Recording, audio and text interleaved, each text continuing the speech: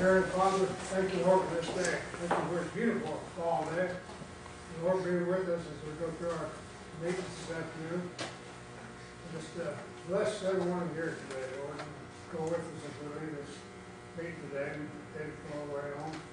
Thank you, Lord, very much. Amen.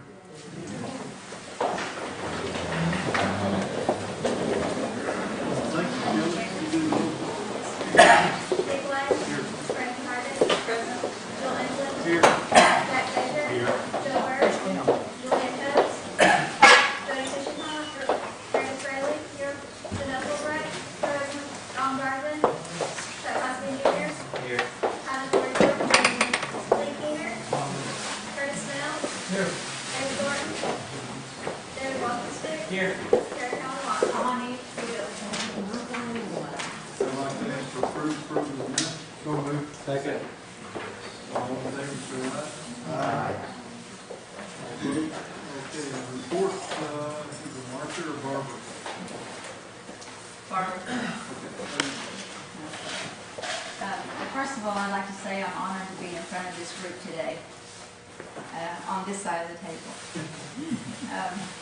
For our community report, we started the process of handing out the vouchers this week for the co-voucher program. I don't have any numbers today, but we will get those numbers to you shortly. We want to thank registration for helping us with that, and all the other departments and staff who volunteered. And we had a lot of volunteers, and it turned out really well. We had a very successful groundbreaking at Collinsville. We want to thank Councilman Anglin for coming to our rescue and getting electric for us. So thank you.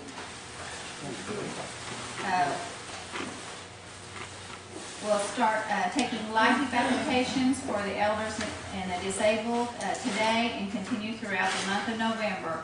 We'll open up the process for all age groups on December the 3rd. The annual report for the Cherokee Nation Child Development Center is complete. It's the NACI accreditation that they receive, and they have to turn in all their documents to receive that accreditation. And it has been approved, so they maintain their accreditation. We have started some meetings through the Child Care Center with Head Start to try to do some collaboration. And that is my report. Are there any questions? Any questions?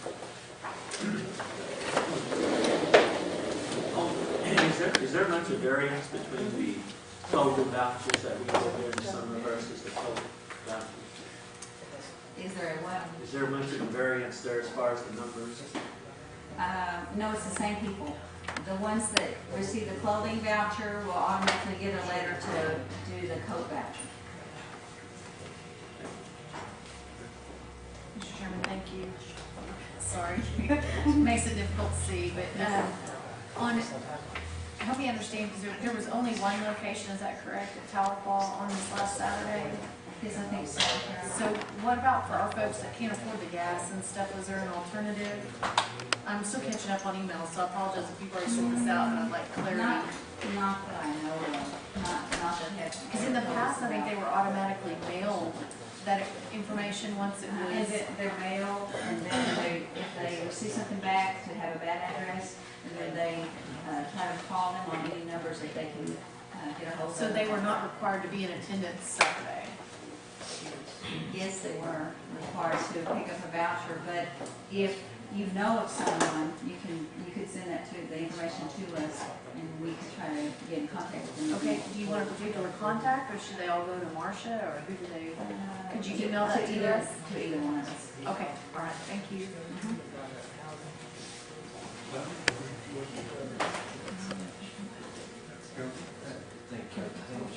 Did you say they were required to go to Tahlequah to pick up a voucher? Anybody that got it? No, they were out for the whole 14 counties. No, it was the site in Tahlequah for the cell phone.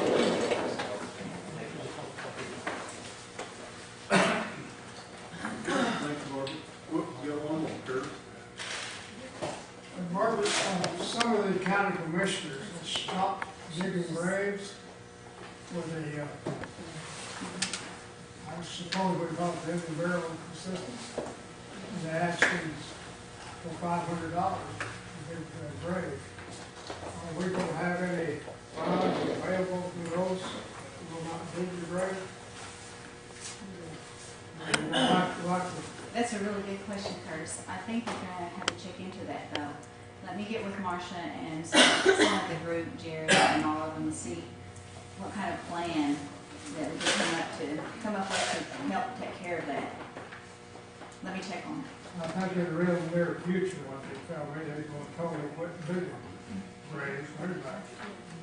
And I think they've already started that in Delaware County too, haven't they? Well, yeah, they have. Okay, I'll get with them on it first. I'll give you some information, see what we can come up with. Thank you, Mr. Chairman. Barbara, just to clarify on the clothing voucher, if they had already qualified, like in our area in Rogers County, North County, they will be mailed that, the clothing voucher automatically. They did not have to drive to Tahlequah, or they're going to be another location. No, my understanding is that if they receive the clothing voucher, then they were mailed a letter and telling them to come and pick up their voucher, like Tahlequah, for instance. If they were mailed a letter to come pick it up at Tahlequah at the site that day. And if not, then they just need to contact them. If you know of someone, you can refer them to us that didn't receive it. See, some people have bad addresses because some people move, 1 or 2 times or more. And all we have left to contact those people is just maybe a phone number that they had put on their first application. And they could have moved since that. So there could possibly be some that didn't get it, that got it before, that didn't get, they got the clothing voucher, but they didn't get the clothing voucher if they moved or couldn't get a good address. So I get, and I'm still not clear because I'm just feeding off of what Councilman Hosty.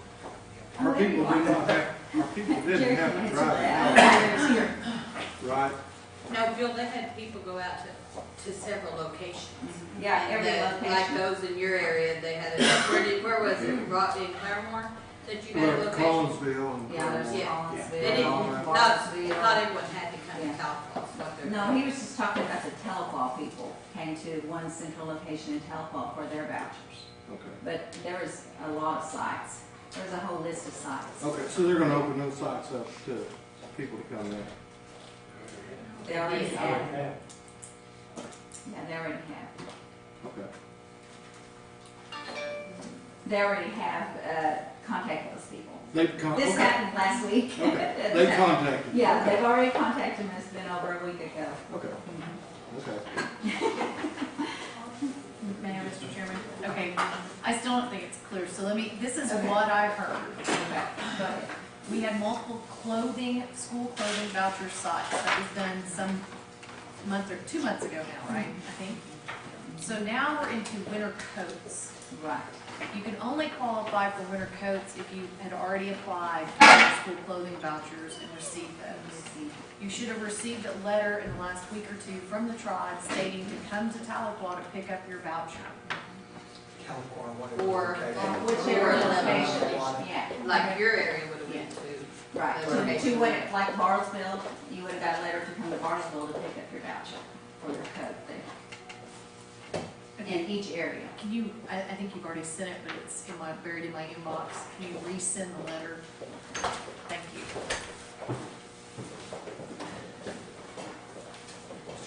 Any other questions? Thank you, Mr. Chairman.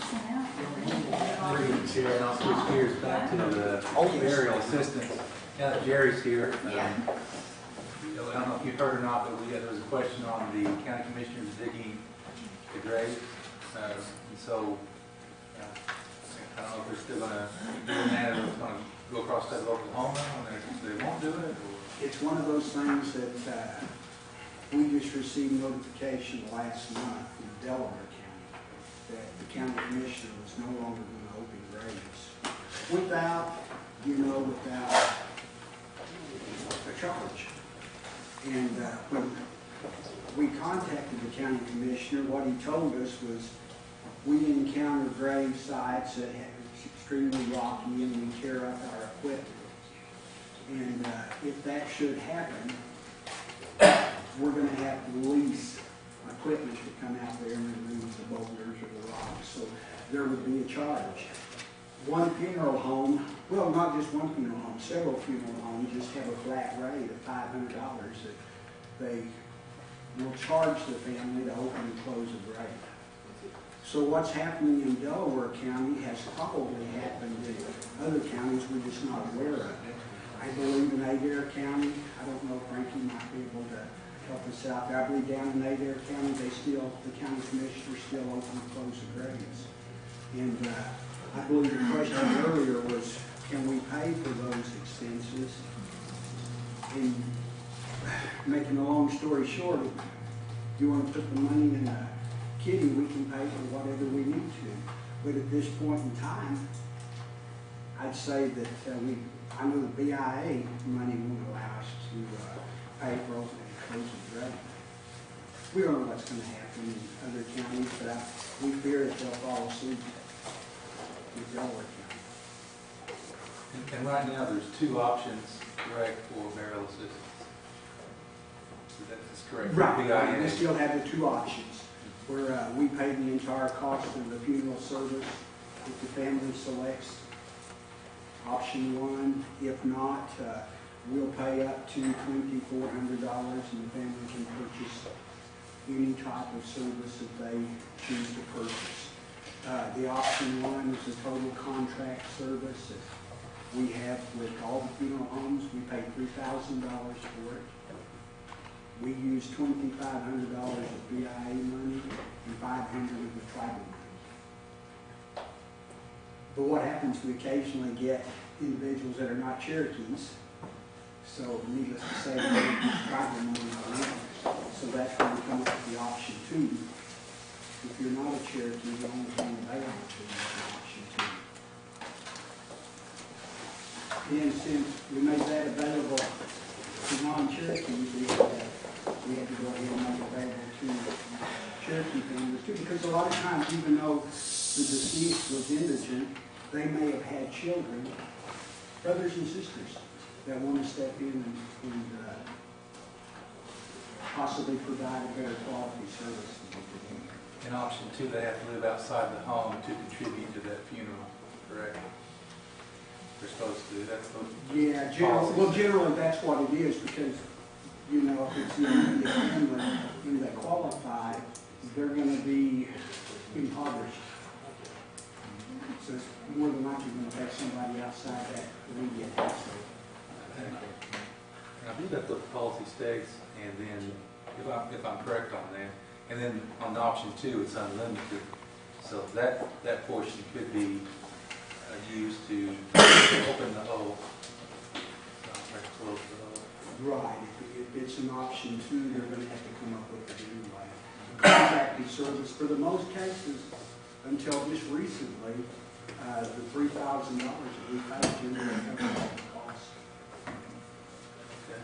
Do we need to look at that policy again and maybe up what we contribute because of the funeral expenses going up? Oh, we haven't done that in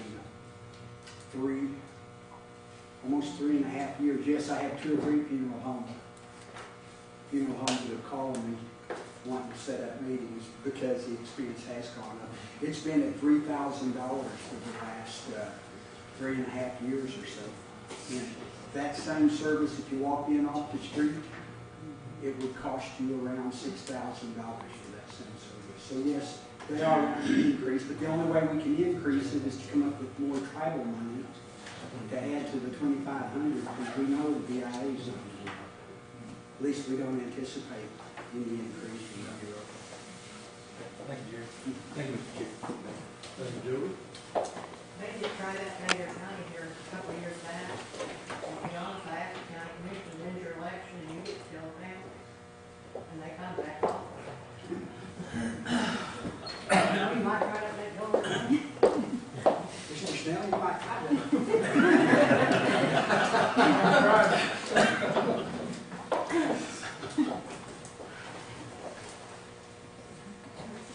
Joe? I had a question about the report page 2. I had a question about the report, page 2, items 8 and 9. 8 talks about the Elders in Need program, so the year-to-date program assisted 1,268 elders in need. Then on number 9, the Elder Advocacy program, year-to-date elders in need served is 1423. Are those the same program? The Elder Advocacy is a different program, I thought, but I'm just trying to reconcile those two numbers. The Elder Advocacy Program is the newest of the two programs. As a matter of fact, we have not even gotten all the staff hired for that particular program. The Elder in Need is the direct payout, where we were paying $200 per person for the elders, their utility bills. And Jerry, there's just two numbers there, and I just wonder if you could reconcile those maybe for next month, because one says 1268, second paragraph, second item, number 9 says 1423, and it's a reference to elder need. It might be just a misprint, but you see items. Could be, we'll look at it. And the elder advocacy program is still in the process of hiring. Right, we only have 2 elder advocates hired at this point in time. And We know what locations. we have one here in Cherokee County and one in Swansea, yeah. And they're interviewing for the other locations right now. There just hasn't been a selection made. Very good, thank you. Thank you, Mr. Chairman. So are they going to announce those folks and give us contact information so that when folks in need of those positions, we can send them out or let people know?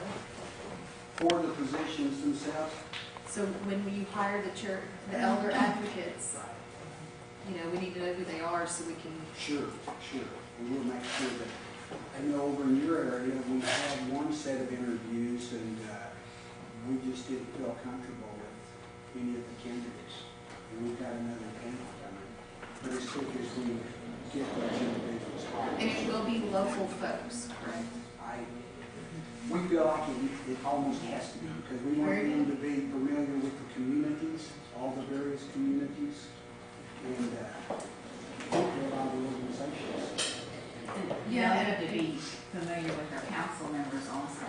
And I hope that, you know, they're people that can be respected and that people, you know, aren't afraid of, you know.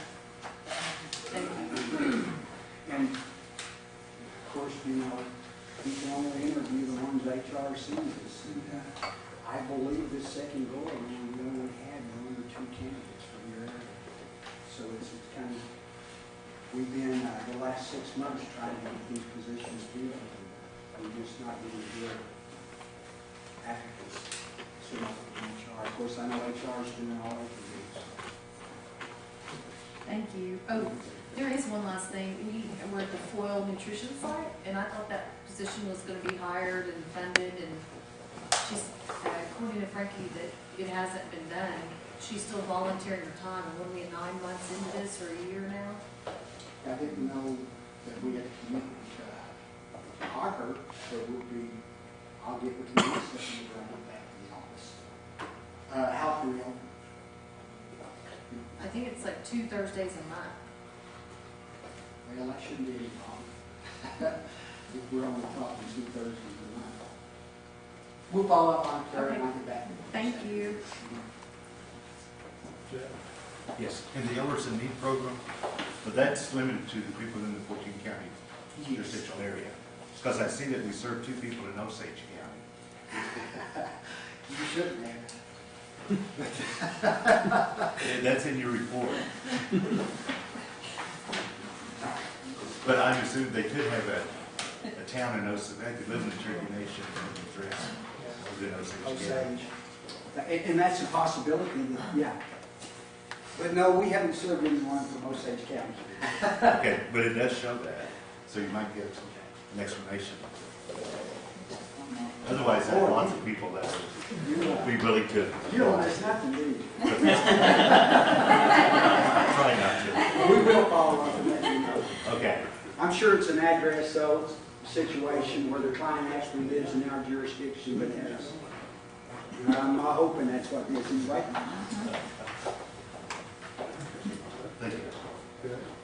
One suggestion, Jerry and Barbara, I might make from listening to Ms. Fishing Hawk, Councilor Byrd, about these grave openings and closings from the county commissioners. If we could send them a letter showing how much money we kick into their county on roads money, and remind them, that could go You're somewhere exactly else. right. This county commissioner in Delaware County, I heard him get up and talk about the Cherokee Nation spending $15 million in Delaware County over the course of the last few years. So that's, If you want to say it's twisting their arm, that's fine with me. We need to do that. He just says, thank you.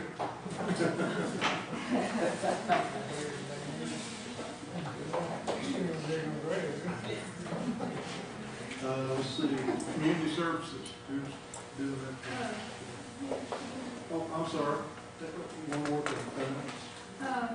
This is probably for Jerry or Barbara. I did receive a request from Marcia to amend the budget tonight to include a community involvement specialist for the Veterans Office. And I was going to make the council aware of it, that she has found a way that we can help the Veterans Center with this specialist, and that it will come up on, for consideration tonight when the budget comes up. And it just involves $26,000, and it's a position in your department to help, what is it, Mr. Robles? Nobles. Help Mr. Nobles, yes, with what's going on over at the Veterans Center. So I thought this might be a good time to make the council aware of that they were going to ask if that be put into the budget tonight. Thank you. Jody, I just, you all, okay. Anything? Okay. Now to community services. Mr. Chairman, Mr. Paul's now on travel expenses this week. I don't have a copy of his report here in front of me, but I believe it's in your packet. I will be glad to answer any questions, try to answer questions. If we can't get an answer, we'll certainly get back to you on that too. Any questions? Okay, good report. Yes. And I apologize, I don't think that the report made it to you in the electronic version, so I'll make sure that you get an electronic version of that. I did bring some hard copies.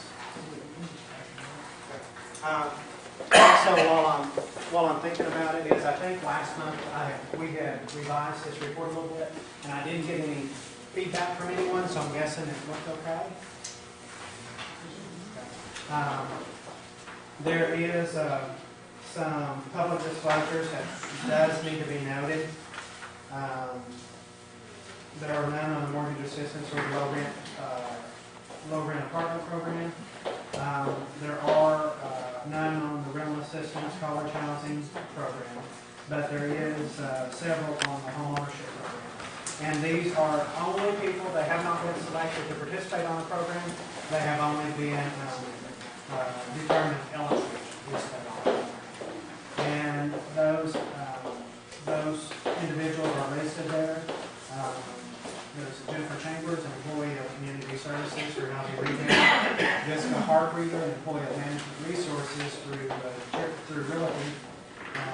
Angela Cohn is, I believe she's still in Missouri, but Angela is Dwight Cornell in Community Services Housing Rehab.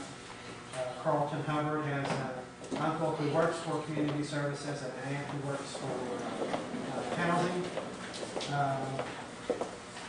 Lacey Ross is an employee of Human Services, ICW, and then Dwayne Rogers' brother is an employee of housing. And those are disclosures that do need to be noted for this month. Again, those are preliminary disclosures. They have not been, so they are not actually participating at this time in the program. They have only been selected for participation in the program. With that, I think that we are trucking right along. We have quite a few folks participating on different programs. And you'll notice there on the last page of the report that I have tried to give you a breakdown for each of your counties. For each county listed, I've tried to list each and every program that we have. The top part lists the current participants we have. And you can tell that we have served 6,229 folks right now currently through housing programs. And that's through either a home ownership program, a community shield insurance program, rental assistance program, whatever the program is. Those don't include all the programs that community services serve through rehab. Ron and I are working on, we're in the preliminary stages right now, but we're working on a plan to kind of a joint effort, if you will, between community services and housing and some of the other programs to kind of come together and formulate a plan, a staff that can get basically a one-stop shop for any housing application. I don't care if it's a housing application for handicap assistance, for rehab, for college housing, whatever it is. We want to put together a plan through our two departments, and we already do it right now for Anna and mortgage assistance, but if anyone comes in for housing, one place that they can go. For basically us to sit down with them and figure out what they need, and then get them the right information, help them fill out the right application. Instead of saying, well, we have this application for this program, and this application for this program, and another application for this program. You come in, we will visit with you, we'll get some preliminary information, we'll sit down with you, figure out exactly what you need, and then we will help you right then and there, complete the paperwork, get the information from you, and kind of get stuff processed.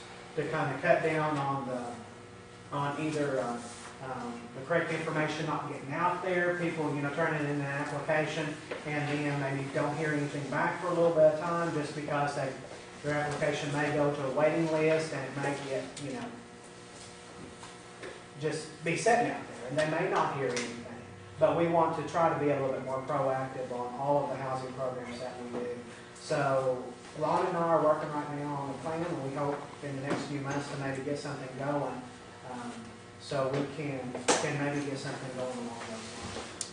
And that's really what we'd like to do. But other than that, at the bottom part there is, and if y'all are good with this report, I will continue to do this. I have some other staff putting together another report that kind of gives you a breakdown by county, and we'll try to update it each month. That kind of shows what the breakdown is for our construction, kind of where each person is through that whole process. Because it's not as simply as, we get a construction application, we're able to go out tomorrow and start building a house. It's, we've got to do surveys, we've got to get assurances from utility companies that says, hey, if you build a house out here, we will provide you with, water service, electric service. Because that's all we need is to, I believe that Mr. Anglin can probably speak to that fact that probably years ago, Community Services, a few years back, built a house up in your neck of the woods and drilled a well and they have bad water, they can't get hooked on rural water down the road. We don't want to get into those types of situations. We want to make sure that whenever we are ready to go, that we've got everything we need. That we have, if there's rural water out there, the rural water company says, we're going to provide you water. They basically check, I know that there are several places that I've been to that, well, for instance, my sister and brother-in-law built a house here a few years back. And I had looked at building a house there at one time.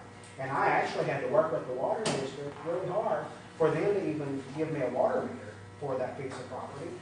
There is a water tower right there, and this house is, this place is the first property right past the water tower, and the water tower is probably just a quarter mile away. But they had said that, without them doing some figuring, that they couldn't put any more houses on that line. So we can't make any assumptions. We can't assume that just because there's a rural water line down at the end of the driveway, that we can get rural water there to the property. So those are the things that we're looking at. So we're trying to go through, and I've tried to break it down, and my staff is looking at it so we can look at, all of those stages, so you can basically look at it and see. And so I can look at it and see too exactly where we're at with each deal. We started about 14 houses this month, and we are in the process of doing 20 for the coming month, and we are planning on doing 20 to 30 from here on out every month. We're finally getting enough in the system, in the whole process to get everything rolling and moving right along and get tried. It took some time to get there, but we are getting there, and we are very close to knocking this out pretty quick. So that is all I have. Let's see if you have any questions. Thank you, Mr. Chairman. Gary, thank you. This is an excellent sheet. Much appreciated. Just to make sure that I'm reading it correctly, on the top, so if they're listed as current program participants in terms of new construction homes, that means there has been 14 completed and in the hands of property owners, and they're paying a mortgage on. I think that there's 7. There were 7 at the end of last month. It says 1 in Adair, 6 in Muskogee, and 7 in Washington. No. 7 is the total. The bottom line is the total. There was another 9 that folks are moving in, but those weren't completed in October. They didn't move in October, so I did not list those. Can you send this to, because I assume that's color? Yes. Okay, can you send that to us on email? Yeah. Very good. Yeah. And I was just wanting to make sure that you were happy with this, that it kind of gave you enough information. Thank you. For you to kind of get an idea of what's going on in your particular area. Thank you. Thank you, Mr. Chairman. Gary, I'm talking about the one up north. Actually, she just called us again today. Where are we at on that? We need to check with probably Ron and the Attorney General's office both on that. I know that both of those 2 groups are working on it, so I would hate to say that we're anywhere on it without checking with both of them first. But we can check on that. If you could check, because we'll need to respond. I'm sure they got the same call that I got today too. I'm sure they did. I know that both of those individuals, both the Attorney General's office and Ron, are very well aware of that. And it was a community services, a self-help. It was a self-help house from a long time ago. So I'll double check with them and have someone follow up. Thank you, Gary. And Gary, I've heard several comments, this is a good report, I think we might keep going with it. Any more questions? One thing that, you mentioned that you can't get water without the house being started, and you can't get anything without the septic tank being done. And I've been in contact with you and Community Services about a particular house that she was told that you can't turn that paperwork in until the house is 80% done. Yes. And once we get to there, all of a sudden, just a few weeks and it's done. But we're 4 to 6 months away. She was told once that we're trying to get, I know this is community services, but we can't do one without the other.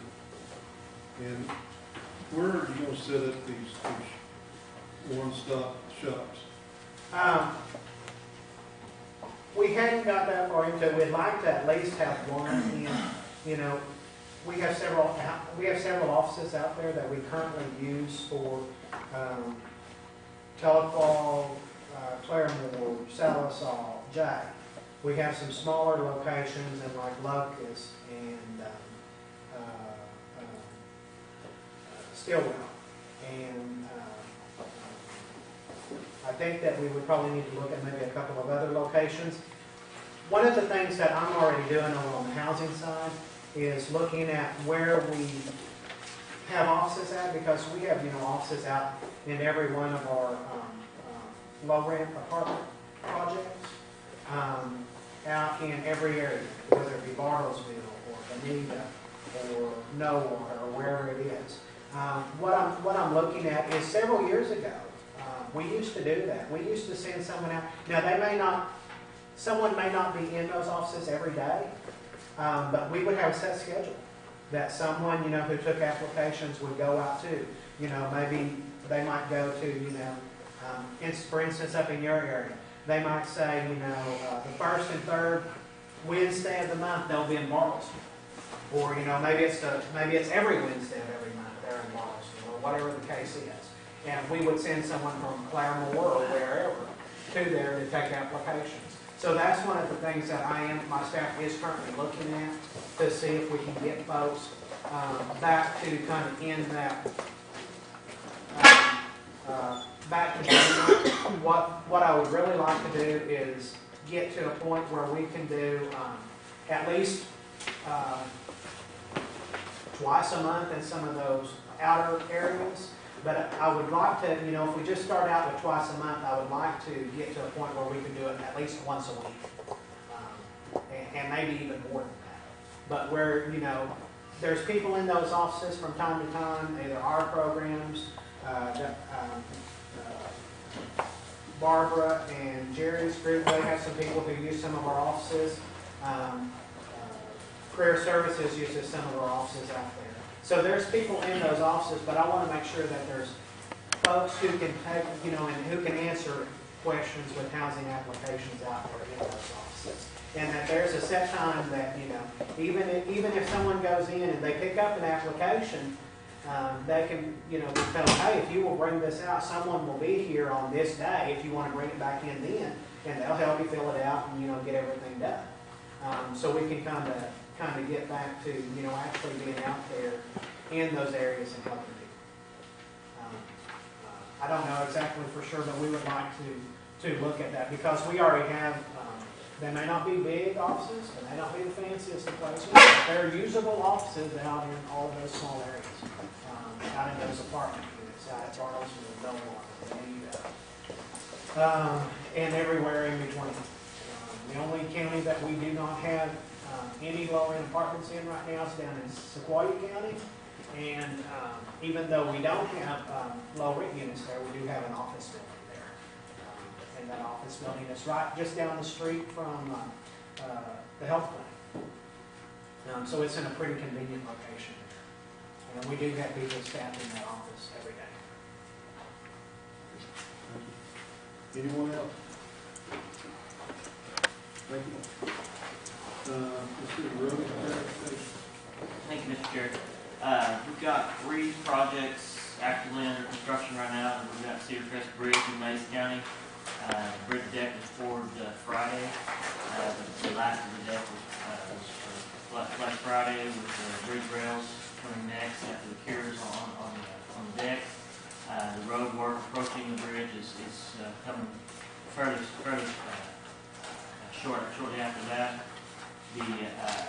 Along with that bridge project and also the Cedar Crest Road project, that project is also progressing very well. We've been fortunate this year on the weather, had really good work days out on all of our job sites.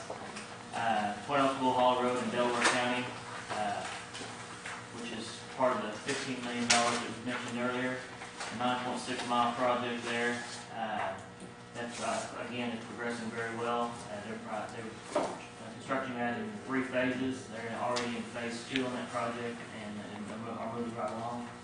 The Lee Creek Bridge over in Sequoia County, right outside of NICAP, is, we're calling it 98% complete. It's open to the public. People are traveling over the bridge now. There's just some minor cleanup, still fencing, stuff like that, erosion control that needs to be removed and taken off site, and we'll be holding the final inspection up there fairly soon. It is very near complete. Lastly, I want to mention the Tinkerville School Road project. We are in the process of acquiring right-of-way on that project right now. Right-of-way is approximately 60 to 70% completed. Going fairly smoothly. We've got actually the right-of-way could be a little higher than that as far as percentage completion. If you look at it by the total number of landowners on the project, we're relatively high percentage. If you look at it in terms of the property volumes, we're probably a little bit low because there's some majority landowners out there that we're still dealing with and working on right now. But it is progressing very well. You should have a copy of our report in your handout there, and if you have any questions, that's all I have. I just have a comment. I want to thank you for announcing that the bridge at Riley Ford at Nycut is on Waste Creek. It's 98% complete, and I'm happy to know that people are able to use it. And when you do your final inspection, I want you to give me and Councilor Garvin and Councilor Thornton a call. Certainly will. That's been a tremendous project. It has. Commissioner Rogers wants to do a public ceremony up there, and certainly we would want to have you guys involved in all of that, definitely. Thank you. Yes, with our roads money, will we be able to help access into a school parking lot and school parking lot? We've done some projects similar to that in the past. Just access into the parking lot, or actually the parking lot itself? Both. Both is right there. As long as it's open to the public, which being a public school, I would presume it would be, not gated off, I wouldn't see any problem doing that. Thank you.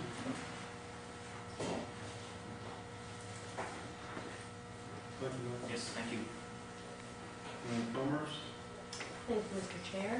I just wanted to update you all on the Oklahoma AG's office on the foreclosure money, and we've been in contact with them again. They think they have 700 applications. It should take them through the end of the calendar year to go through them, and they should know in February if they have any money left over. So we are working to develop a proposal. We'll submit it to you guys for input. We're going to work with Gary on it to try to best address the foreclosure needs within the Cherokee Nation. Also, we are submitting this afternoon a MAP policy change to the Chief's office for review and approval regarding mobile homes and the use of mobile homes. And what we're recommending to him is accepting used mobile homes, both single and double wide. However, implementing a pass or fail structural inspection type of process to it to make sure that the mobile homes are structurally sound and that they're going to make decent housing for the families that are applying for it. You have a copy of my report, and I'm happy to answer any questions you might have. Thank you, Mr. Chair. And on the map, are you going to start combining your report with housing, or how's that going to work? We hadn't planned on doing that. If the council would prefer to see us combine information off of our report, I'm sure Gary. No, I'm not suggesting that. I was just curious, since they're definitely separate, correct? They are separate programs and operate as separate groups. And maybe we need to change some of the terminology on our reports to just say, instead of saying total number of families housed, we can call it total number of families receiving MAP and purchasing a home or something like that, if that would make it clearer. Yeah, that'd be fine. Okay. And I certainly wasn't suggesting that, but I was just curious. Also, will you be taking over the at-large communities, your group, or who will be helping them now? No, I'm not. Okay, that may be a question for community services. So after November 1, the at-large communities will no longer be held by CAUTA? Is that right? It's my understanding that Donnie Mackey is going to be over the at-large communities now, but I'm not sure exactly how this is all going on. I think she's gonna take those over in a way from the actual college program. And that's just my understanding. I don't know if that's Okay. Well, the report says COTA will no longer be responsible for at-large communities. I think she's going to be developing her own little program for just the at-large community to herself. It's what I'm understanding. So it shouldn't be the go-between between COTA and the at-large groups now, I guess. So they'll still COTA will still be able to help them. Just go through her now, is that? Just go through Donna. That's my understanding. I wish Ron was here to kind of clear that up for you. That's my understanding. And Ron was planning on being here. There was a meeting scheduled, and I'm really glad that he didn't decide to go to represent us, so I would have to go, because there was a meeting in Knoxville, Louisiana,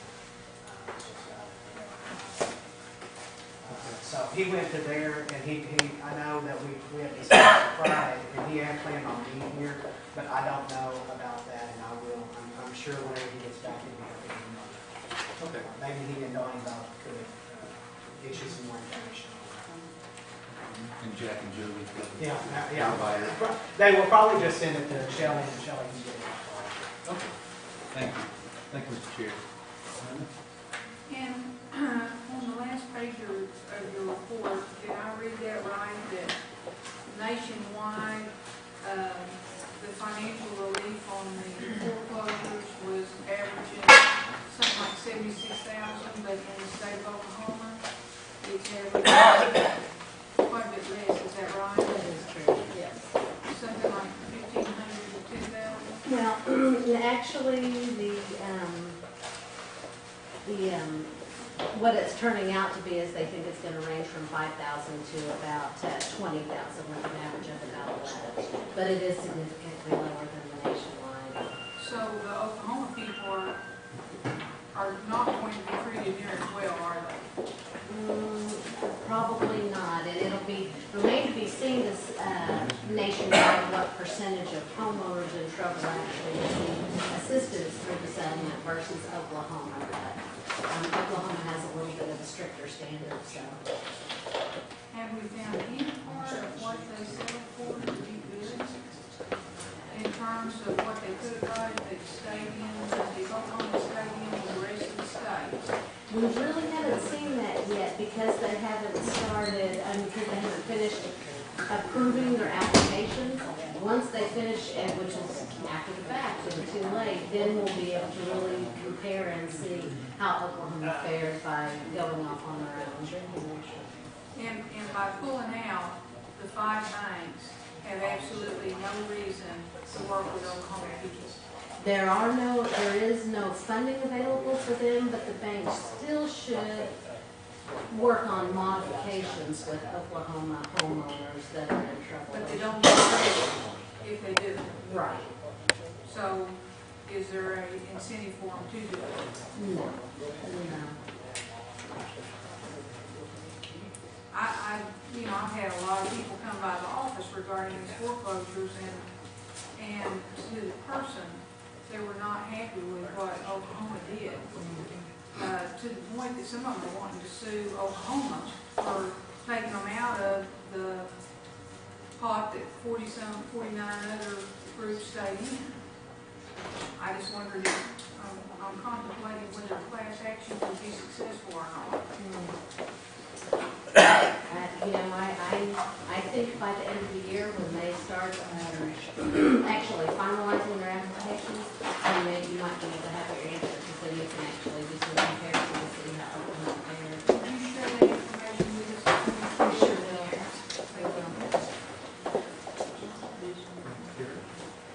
Thank you, Mr. Chairman.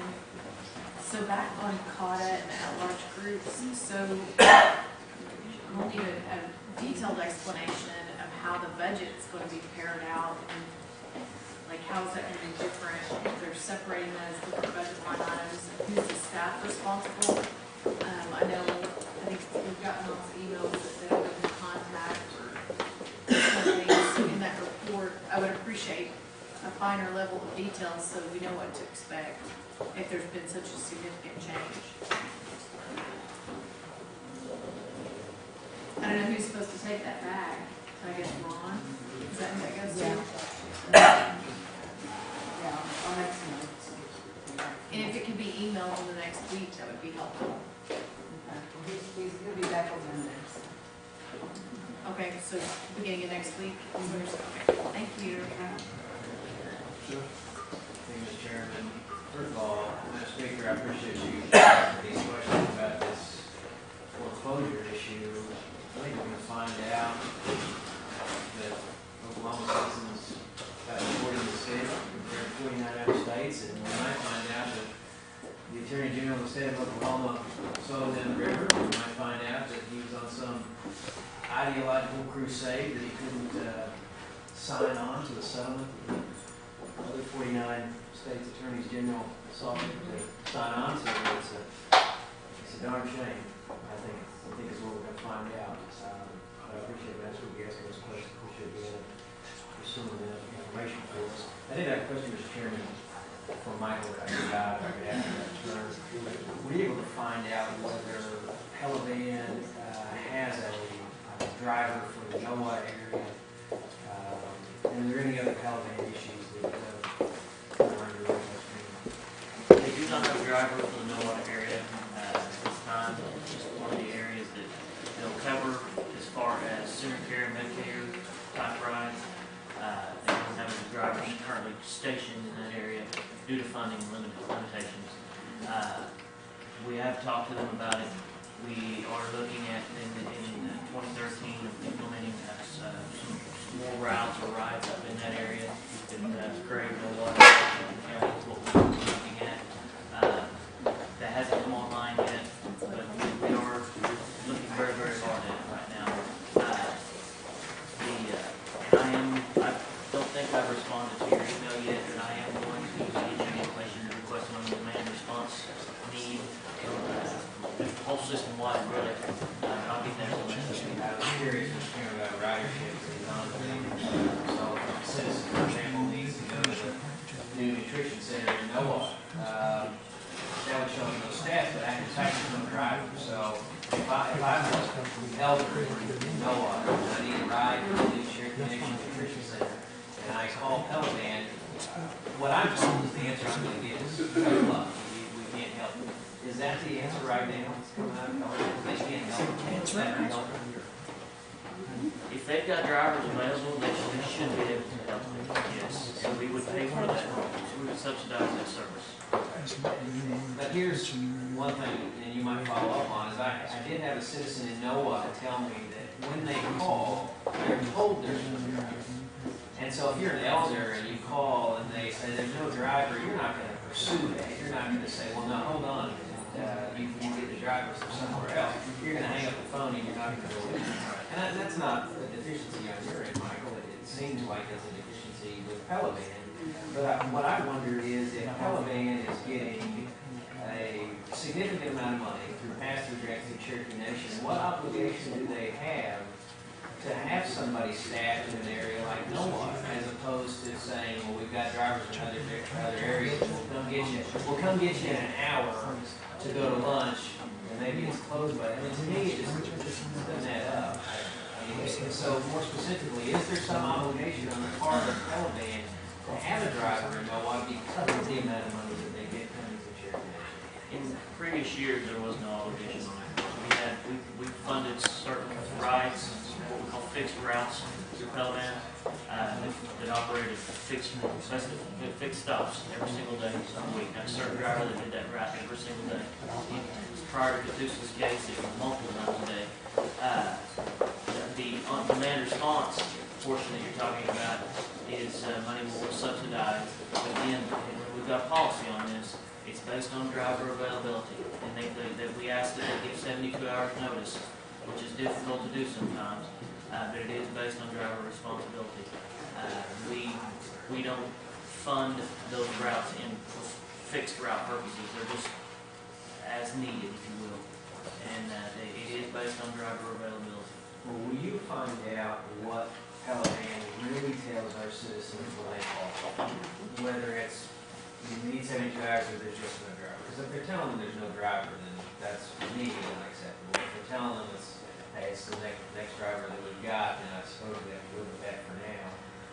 If you find that, because otherwise we've got the nutrition center in Owata that's advertised, had been advertising to these participants that you can call Taliban, and we ought to stop doing that. It's not a service, but it's a darn thing. It's not a service. It seems like that figure out later. Thank you. I'll find out.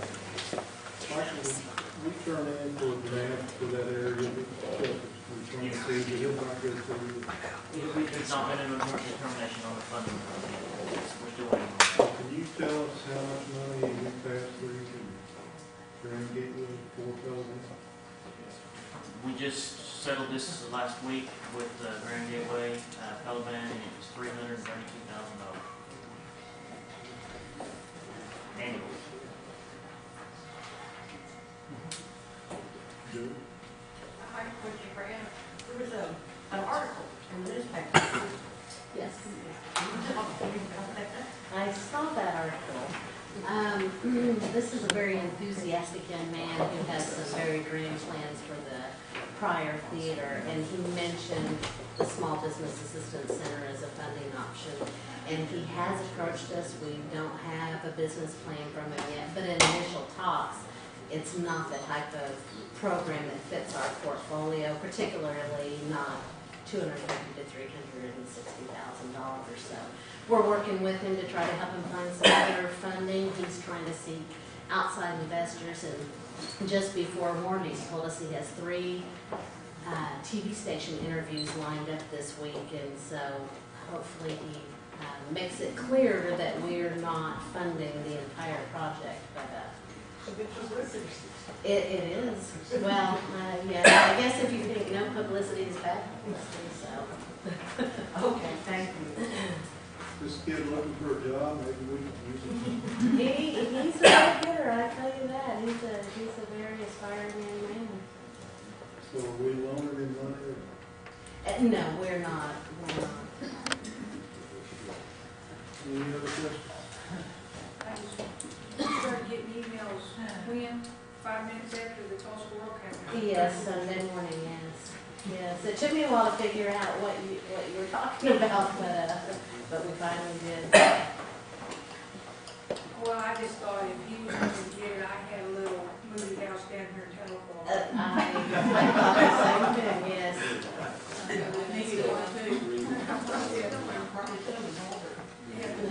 No, she didn't want it home. Anything else? Mr. Chairman, I just looked, I was worried about the number that I quoted. It was $232,000 is what it was, not 332. Thank you. And that's pass-through grants that we assist them with. We don't take IEC, is that correct? No, we do not. And if I'm talking to the lady from Grand Gateway and she gives me a much larger number, where would that extra money come from? I don't have a clue.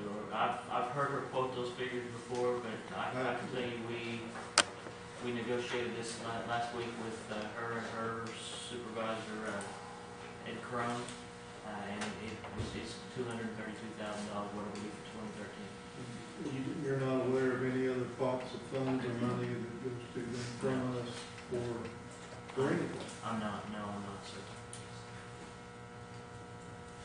Okay, thank you. Thank you. Oh, starting time. Michael, do we, what's the financial agreement with them? What do we get for passing through that 232 to them? I mean, is there a defined amount of ridership, or is it availability, or what exactly does our agreement say with them? That they're going to operate fixed routes, and then it identifies the routes they're going to be operating and the demand response. There's not a, if I understand your question correctly, there's not a definitive amount of rides they will provide. That number's not identified in any way. Could we take that 232 and develop our own transit system without them? Certainly, certainly, I don't think you can do it for that price because of the capital and equipment and manpower that's required. But, Are we their biggest, do we provide the largest amount of money to them to operate their service? I can't answer that, I don't know. I know they've worked with quite a few other entities in that area. And Ms. Knight may know a little bit more about this than I do, but she works a little bit more with Grand Gateway on some other areas, but, I know they work. What concerns me is what I'm hearing Chuck say, that you have people calling and they say they don't have a driver available.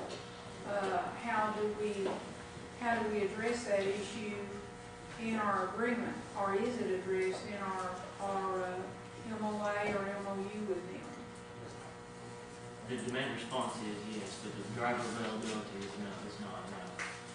I will call and find out what Mr. Austin was asking about.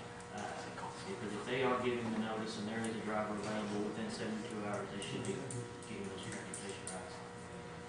Have we already given them their money for this year? No, we haven't signed the contract yet.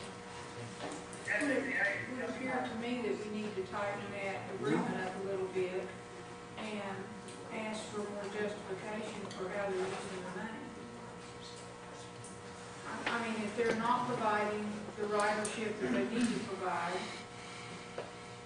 then maybe we need to review the agreement before we give them money this year. We'll look at that. The $232,000 that I quoted here for fixed routes only, there will be some additional funding on top of that, or for demand response on the other side. So we'll look at using those contracts and that other circle on that out here.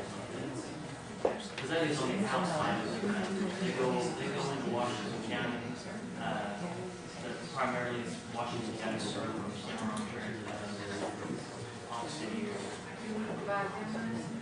We're looking at it in 13, we never have in the past. We're looking at it in 13 just to get people numbers in that area. I would like what we could have, to get the lady's name, get her up to one of our community services meetings, say next month. She kind of go over this, we can speak her and some others who are. Issues about the convention. I'd like to talk to her. I'll coordinate with Shelley, okay, and if I get her on the agenda, we'll have her up here. Thanks, sir. That it? Apparently there's no old business or new business unless somebody wants to bring something forward. Don't see that. Next meeting will be scheduled for Monday, the 17th at 2 o'clock. Take a motion to adjourn.